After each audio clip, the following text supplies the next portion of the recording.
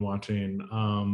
I've rewatched Schitt's Creek again, like Yeah, it's probably like the great sixth show. time at this point. But yeah, no, yeah, Ted Lasso I feel like is gonna take some time to like lean in, and then the morning show. I just season 2 just came back on. Yeah, I need to get on top of that too. Again, I just joined Apple TV, so now I'm going to be binging all of their shows. Okay, so being at Uber, would love to know what's the last thing you ordered from Uber Eats, or what is your guilty go-to favorite thing to order from Uber Eats? Hmm. Um, I think everything that I order is usually like guilty. Like I'm not like True. I want to be that person who's like, getting a light salad with like dressing on the side from my Uber. I just don't. So I'm down in South Carolina right now. So I've been down here for a bit, where I was raised, but usually I'm in New York. We have this pizza place down here. It's called Mellow Mushroom. And I think it's only in the South, and it's not like good New York pizza, but it's like totally weird and different, but it's just like good. Yeah. So I'd say that, and I get it at least probably once a week down here. And it's That's always like I'll get like the whole pie, and I'm like, it's fine. I'm just gonna like a couple pieces. All of a sudden, it's like all gone, and I'm like, okay, I did all of that. Yeah, no, pizza, Chinese food, Thai takeout. I mean, I have to imagine those are probably some top categories for Uber Eats in terms of what people are ordering. Thai especially is huge. But unfortunately, like down in South Carolina, like not a huge Thai offering on Uber Eats. So Mhm. that's the first thing whenever I get back in the city. I always go to my favorite Thai restaurant to get my fix. Yeah, I'm sure. Absolutely. So let's go ahead and dive into our discussion now that we know, what shows and what you love to order from Uber Eats. But Travis, you're the director of global media at Uber. Can you tell us a bit more about your role, the team that you're overseeing right now? Yeah, so my team, I oversee media globally across all of our lines of businesses in all of our markets. What we do at Uber is we kind of differentiate everything between demand generation and conversion, right? So performance. My team controls everything basically in the funnel down to purchase intent. And then once it hits purchase intent, then it goes over to another team who is just hands on keyboards all the time, convert, convert, convert. My team is global, so they sit in SF and New York and Amsterdam and Sao Paulo and Mexico City and Singapore and Sydney and kind of all over. And it's a small but mighty team, so we're probably less than 15 people globally, which is quite small for a budget as large as ours. Yeah. But we actually look at our agency partner as a true extension of our team. So Group M has created a bespoke solution for us globally.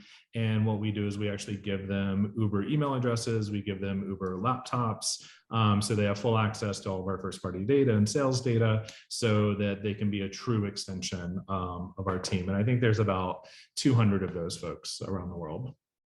Wow, that's really great. I love that you're, really incorporating them and making them almost feel like an Uber employee. That's awesome. Yeah, I Um, think my entire team, myself included, like we're all ex agency. So I yeah. think that there, if you don't really kind of like embrace the power of your agency partners, I don't really think that you're doing all of this right. And I think there's so many times there's this like push to just try to like hold everything super tightly right and only allow for kind of like eyes to see things within the brand itself. But like these are our agency partners for a reason. We've like put them through the ringer in order to like win our pieces of business. So if we're not treating them like an extension of our team, it's just not the best relationship. So it's very blurry, the lines between us and them. Yeah, no, that's I'm sure for them that's great having a client such as yourself who really views them that way. You mentioned that you have a team globally. I'm curious, how much of your team have you actually met in person? I know you started back in January 2022, and we all know what Yep. happened, or 2020. We all Yep. know what happened in March of 2020. Curious how much of your team have you seen in person? And then of course, how has your role changed over the past, year and a half since joining? Yeah, so I've met two of them in person.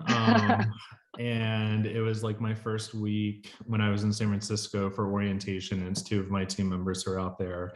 I haven't met anyone else, so I have a full Google sheet where I've guessed everyone's height, and I'm just like waiting to meet them in person. But yeah, I mean, I had been on the job for like 3 weeks, and basically everything started to flip on its head. Mhm. Our entire mobility business, but basically halted.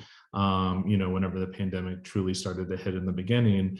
But luckily for us, unlike some of our competitors, we had this entire other business that candidly, I don't think that we had put as much effort into as we needed to in the past. So what we did is we shifted the entire business over to Uber Eats and Mhm. delivery as a whole, and really just kind of made that our focus and our priority, going into the pandemic and kind of living through the pandemic, Yeah. as well. Yeah, no, that's really great that you were able to really be able to have another line of business to kind of shift into when, mobility was something that we weren't necessarily doing a ton Yeah. at the beginning of this. So, Yeah. actually, I would love to hear from you. How tall are you? I'm 6'3". Okay. Oh, so you're tall. You're Yeah, really yeah. tall. I'm not like a giant, but I'm not like short. I don't know. Yeah, that's always interesting. When I have met colleagues in person, I'm like, oh wow, you are a lot taller than I expected. It's it's Yeah, it's like the number one question kind of throughout this whole virtual work life situation. totally. So we're here today to talk about media buying, specifically in the lens of TV and video. So, would love to hear from you. How are you approaching your media planning for these realms? And how's your strategy changed given the pandemic, and especially as we move into 2022 within the TV video landscape? Yeah. It's changed a lot. And I think that probably pre-pandemic, we definitely took much more of a general approach to how we were activating, particularly video. And we leaned, I don't want to say exclusively, but almost like exclusively super heavily into linear. It Hmm. was very much so like take a very kind of like anthem type video, put it on, make sure that it's on, Hmm. 60 minutes, meet the press, like all of the, the voice, like kind of marquee spots. But it wasn't really kind of speaking to individuals. It was speaking to more of just like the masses. Um, I think what we've done now is we've kind of taken a step back and we're really looking at video planning through video neutral planning, so in video agnostic planning. So we have lots of different types of people who are utilizing our products. So whether it be why you're utilizing, Uber mobility, is it because you're commuting back and forth to work? Is it because you need to make sure that your kid gets to soccer practice? Is it because like, you're out and about one night and you're not going to drive, right? So like the use case is very different. And the same thing Hmm. happens on the Uber Eats side of the business. So what we've done is we've kind of taken a step back and we've kind of implemented a much more rigorous comms planning approach. So as we're doing comms planning, we're doing much more kind of segmentation and cohorts around those who are utilizing our products and their need states of why they need to use our product and what they're looking for us to deliver to them. So with that, what we're doing is we're starting to create those and we're starting to push those out, particularly in non-linear format. So whether it be in digital video, whether it be in CTV or OTT, it's the segmentation is kind of, I think, the biggest pivot for us versus the spray and pray approach that the demo buying is what we were doing before. Yeah, no, that's really interesting. It sounds like you're almost taking a digital approach first, then a linear approach to kind of your video buying. Is that correct? Yeah, it is. Because I think that it's fine. I mean, we are like the original disruptor, right? And what we were doing is I think that we were acting very much so like a traditional marketer Hmm. instead of utilizing the power that we had, not only with all of our first party data, but all of the third party data that we could be infusing with all of the cohorts and segmentation that we had already done on our side. So yeah, I think we were over indexed in linear. I think that as pricing is going up and ratings are continuing to decline, we can't just accept that as truth anymore, and we have to look for alternatives. And the strategy that comes from that is very much so a digital first strategy, just because we know that's where our consumers are, or our potential consumers are as well. Yeah, no, absolutely. And as you look at these cohorts, and Uber's always been a disruptor in this space. It sounds like you're doing it with your media buying as well. How does that affect the way that you look at upfronts too? It sounds like you're being nimble, you're shifting as you need to, understanding who are your priority audiences. How does that affect something like upfronts when we think about video planning and we think about, a full year ahead of us? Yeah, I mean, so we didn't participate in them this year because we wanted the flexibility and we Mhm. didn't want to commit all those dollars into the upfront as a whole. I think what we are doing, especially going into next year, is we're thinking about what are maybe some of we look at everything through fewer, bigger, better, right? What I never want to do is have like a long tail list of whether it be networks or tech partners or data partners or publishers. It's like definitely fewer, bigger, better. So what are the couple networks maybe that we lean into, not only to get better pricing in a premium place, but also the integrations are something that are really important to us, and it gives us a lot of cultural relevancy. But the amount that we would be doing to put into that, I think, would be significantly less than what a traditional upfront would be. But then what we're Right. doing is we're making sure that like we're moving away from the network upfronts, but we're doing things like, in within Google, making sure that we're doing upfronts within I still want to call it Google preferred, but YouTube select now, and making sure that we're getting, like permanent pricing across like the premium video across YouTube as a whole. Same thing with some of our other digital partners as well. Like it's opening the access for us to utilize it, but not committing us to an exorbitant amount of money. Right. And then we Right. can actually still be flexible and nimble across everything that we're doing. Yeah, no, absolutely. And it sounds, very much like you're taking an audience first approach to the way that you're looking at how you're buying and how you're reaching these audiences. And as you mentioned, Uber means a lot of different things to a lot of different people, right? And having to highlight the value prop to each of those audience cohorts is really important. So I'm curious, you spoke a little bit about planning. I'd love to hear more about activation. And then of course, how you're measuring the effectiveness of that, for each of those audiences. And has that been a challenge? Because I imagine that cannot be easy when you start slicing and dicing, every single person and why they're using Uber. Yeah, I mean, I think the main one thing though is like we're not trying to get too crazy. So I think that that's a mistake a lot of brands make, where all of a sudden, they've got like 40 different cohorts they're going after, and it's just not scalable, right? You can't measure against it. You can't have a creative for all of that. So what we're doing is making sure that it's more of a 4 to 6, type of look for now. And then as we start to understand which ones of those are performing better than others, then we can add more, we can drop others, and make sure that we have like a test and learn agenda attached to every single thing that we're doing. But yeah, to your point, it is 100% audience planning. So we start with the audience first and foremost. We map their connection plan, their consumer journey, where they're spending time, what type of content are they wanting there. And then what we're trying to do is deploy as much of that via programmatic as possible, because then what we're able to do is we're able to get a holistic view of everything that's happening with that particular audience across all the different touch points that they have. So the way that we're measuring it right now is something that still needs to be evolved, candidly. We're still looking at a lot of brand lift studies at the individual cohort level. We luckily usually have enough impression volume across all of the different cohorts to be able to get stat-sig BLSs across everything that we do. But the next step is really understanding which of those brand lift or those brand metrics actually have the highest correlation on sales. As everyone knows and can imagine, post ATT and IDFA, like we have issues now with causality and kind of understanding what that actual causal measurement looks like from top of funnel to bottom of funnel. So now we need to do modeling to understand how we can actually get, if we move favorability 6 points, what does that actually do for the sales side of things as well. Yeah, and so it sounds like, there's a lot of causality going on there in terms of how you can actually tie this back to sales. I'm curious, of your audiences, like what is working for you right now, be it in the video or even outside of video, and what's your biggest growing audience too that you're really focused on at Uber?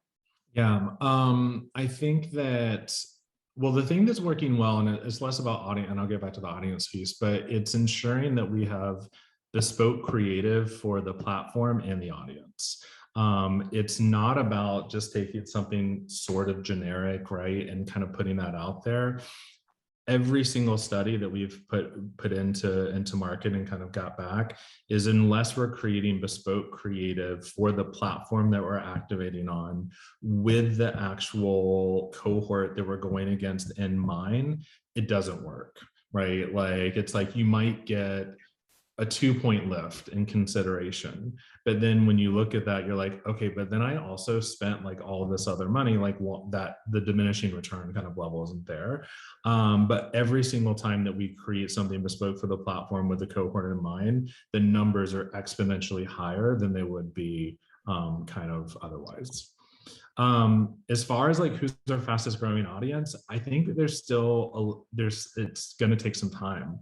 I think that the way I would have answered that 18 months ago is very different than the way that I would be answering that now. And I think that that's a big part of all of these different measurement plans and learning agendas that we're putting out there to understand, what do our consumers need? What are they leaned into? How can we actually solve, maybe it's their fears, right, of getting like on a subway and they feel more comfortable in a car, commuting to work. How do we make sure that they know that, we have a solution for them to be able to do that affordably? These are things that we've never had to think about before. So I think even our messaging strategy in and hopefully post-pandemic soon will kind of help elevate what some of those audiences are. But I do think that the suburban families is an audience that we're really linked into right now, particularly on the delivery side. Maybe tell us a little bit more about that. I'm just curious to hear, because I know that metropolitan has always been big, and I think when we talked, I used to live in New York, so I get it from an an urban standpoint, wanting to do that. Would love to hear more about what about suburban families or people that the company's really interested in. It's candidly a little bit less about us versus the category as a whole. So what we've done is like we've done kind of like a TAM analysis, especially in the US.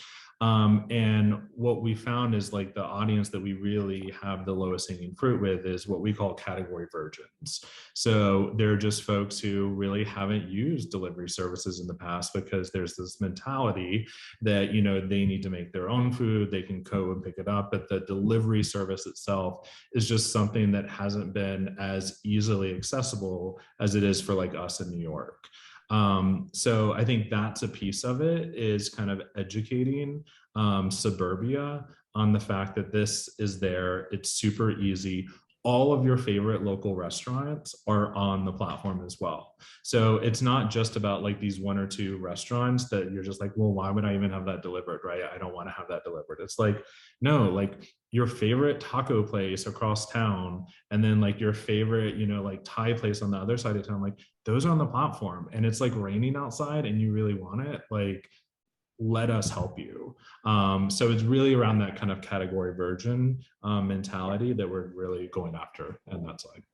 I love that term, category virgin. It's a great, and there's great like, and it's it. definitely shrinking, right? Like I think that we are at a place now, especially, and it's not just, whether it be like us or DoorDash or Instacart. It's like there are a gazillions, or Walmart or Target directly, like there are a gazillion services now for like instant delivery.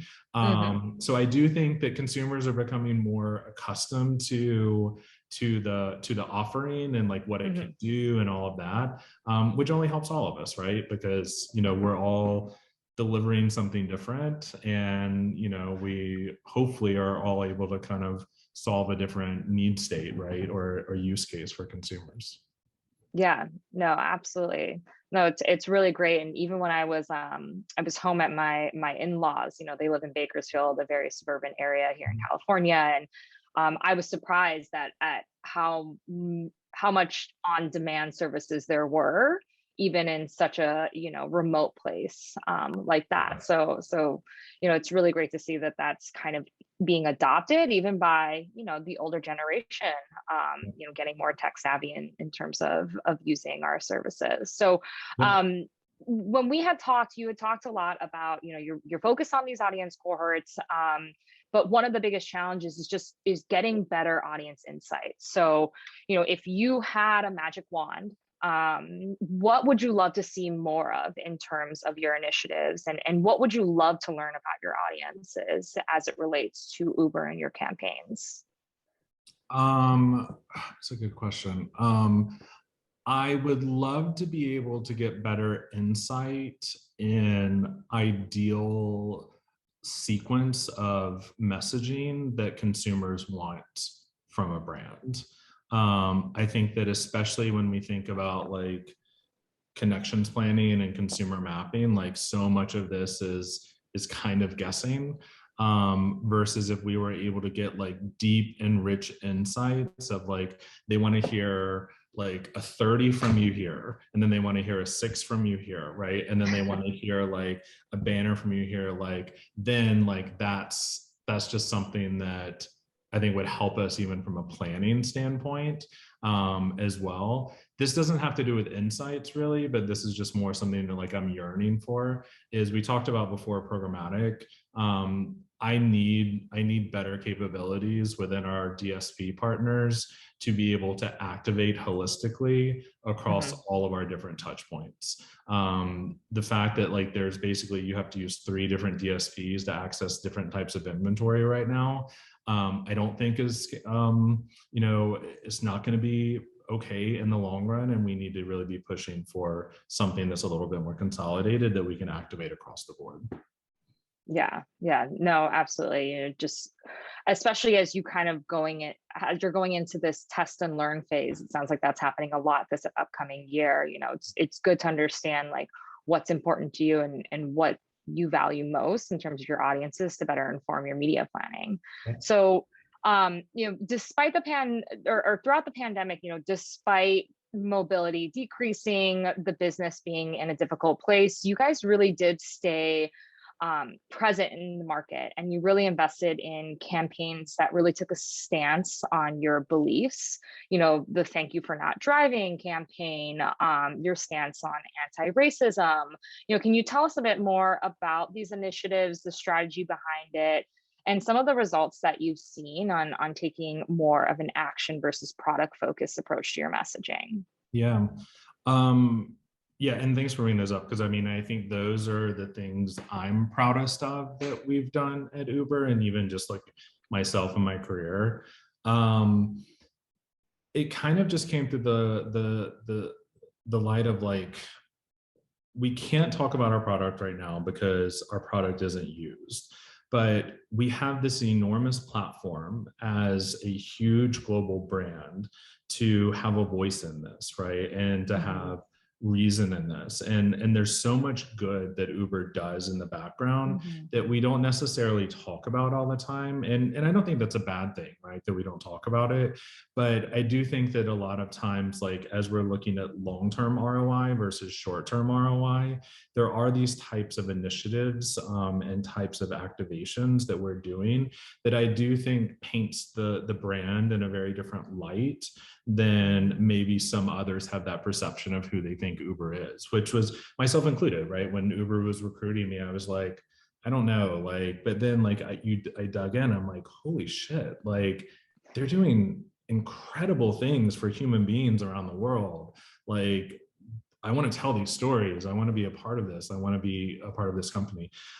So what we did is we definitely take the thought that we never want to be dark. So even during a pandemic, we always want to make sure that we're present so that when people do start to come back onto the platform, when people do start moving again, we are top of mind for them. But what we don't want to do as well is like be pushing a product that they literally can't use right now because of safety reasons, because of supply issues, because of demand, whatever it looks like. So what we did is we actually took this moment to take a stance, right? And to build that long-term equity. Like you said, the first one was like, thank you for not riding. And we basically boycotted our own product. And then when we came out in the summer, it's, if you tolerate racism, delete Uber, those are those nods of just like, no, we're literally trying to change the world here. And we're going to be unapologetic about what we think is right versus maybe other brands who are being silent about these really important issues that are happening to humans around the world at a global standpoint. With those, what we did is we measured favorability as kind of that key KPI. And what I'll say is like, it's some of the best results we've ever seen. So what we found is our community and our consumers appreciate, and even, a couple of weeks ago where, we kind of pushed out, that we're going to be doing donations for rides and eats to like Afghan refugees. We have the platform, we have the power to do good. And even, Dara came out like and said that, we'll make sure that we're going to pay for any driver who is sued in Texas for helping a woman, take control of her own body. Like, it's like, you don't get those types of moments that often. And, you're pretty proud as an employee whenever it happens. And it's correlating with what consumers think of the brand as well. Yeah, no, it's incredible the messages that they've pushed out and, supporting women especially, and, a lot of these underrepresented communities. And you don't see this often when we talked about, being a disruptive company. Most companies in a situation where profits aren't doing great wouldn't necessarily boycott and hurt their revenue more in any way. But I think it's really incredible. And it's great to see that you're seeing, great results. It sounds like you're much more focused on the long-term gains versus the short-term gains. Yeah, exactly.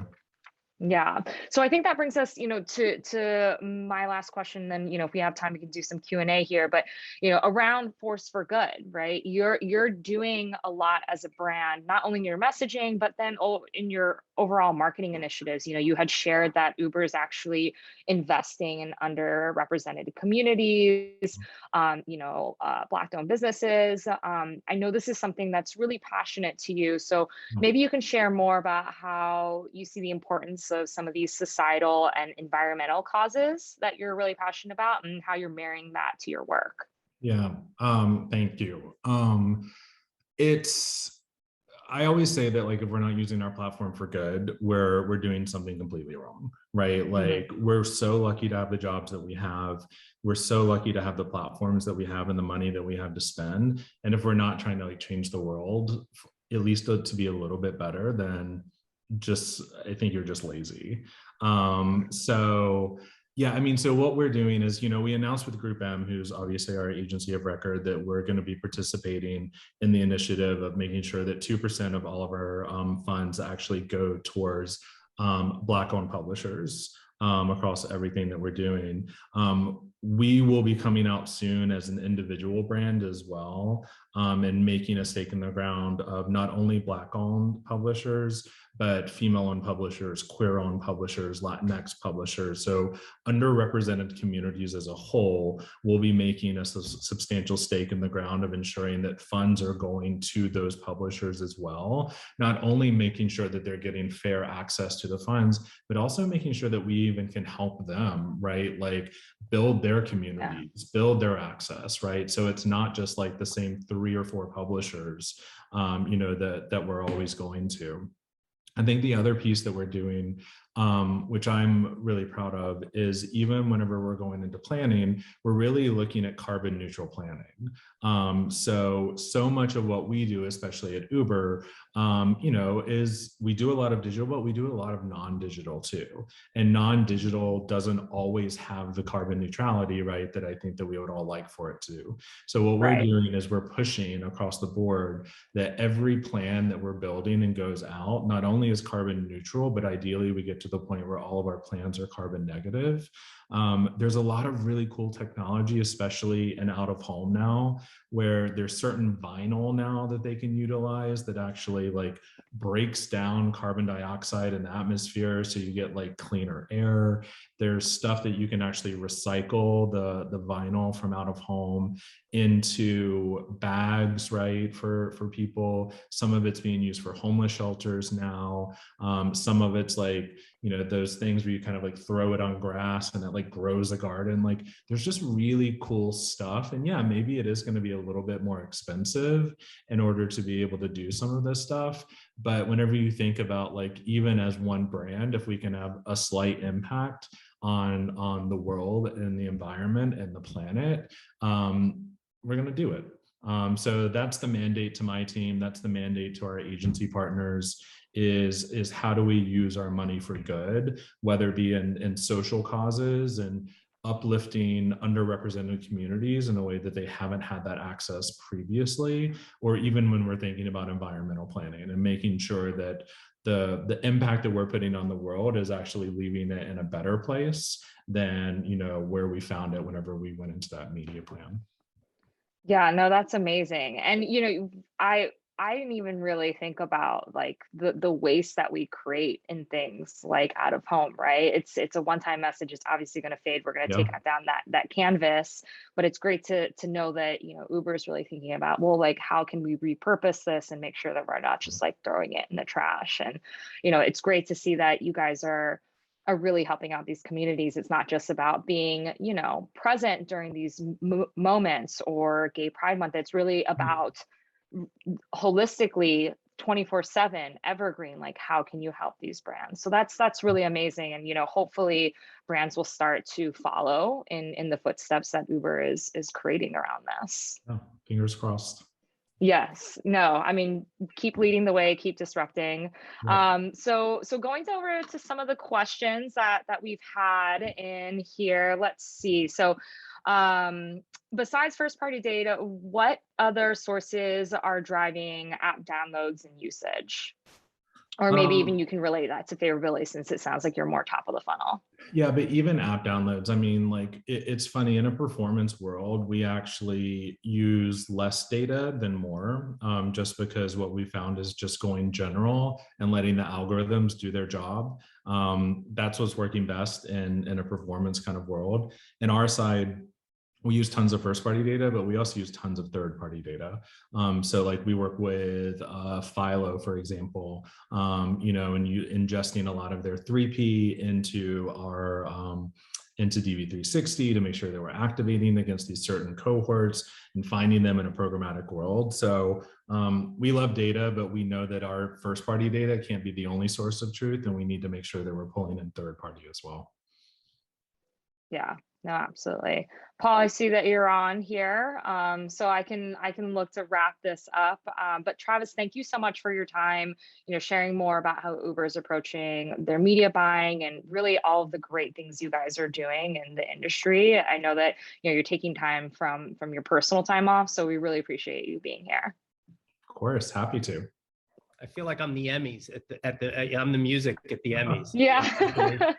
Incarnation of that. Travis, Rosa, that was awesome. Travis, I had you at 6'1". Good to know you're actually 6'3". Yeah. And I thought you said at the beginning of this magic mushroom pizza. I'm watching 9 Perfect Strangers right now, so I'm sort of tuned to that microdosing thing, but I don't think you actually did. I know. Yeah, I'm not talking about microdosing. Yeah, mellow mushroom. Got it. Mellow mushroom. There you go. So really interesting conversation about the funnel and how you're thinking about every level of the funnel and tying that back to sales. And I want to underscore, Rosa, what you were saying, you know, authenticity and purpose at the core of the brand, doing well by doing good. Those were awesome stories you shared. It was a great conversation. So thanks to you both. That was really good. Thanks for joining us on your time off. And you both were awesome today. So great. Cool. Thanks, Joel. All right, let's keep rolling. So Brad Moranchek, who is the global head of media at Kimberly-Clark, and John Daly,